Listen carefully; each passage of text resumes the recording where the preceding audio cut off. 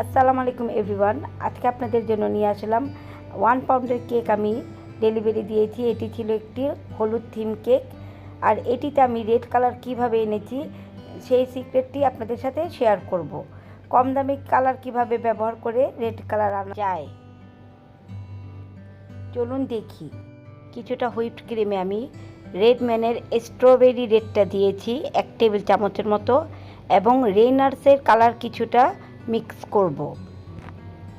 দুইটি কালার একত্রে মিক্স করে নিলে রেড কালারটা খুব সুন্দর হয়। আমি অল্প অল্প করে প্রথমে কিছুটা দিয়েছি, আবার লাগলে কিছুক্ষণ পর আবার দিব।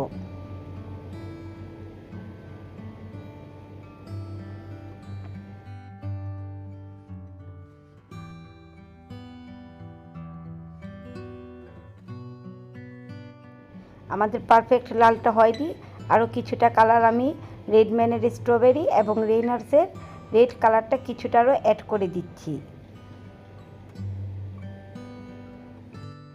এখানে আমি খুব বেশি দামি কালার ইউজ করিনি। রেইনার্স এবং রেডম্যান দুটি প্রাইসে খুব কম।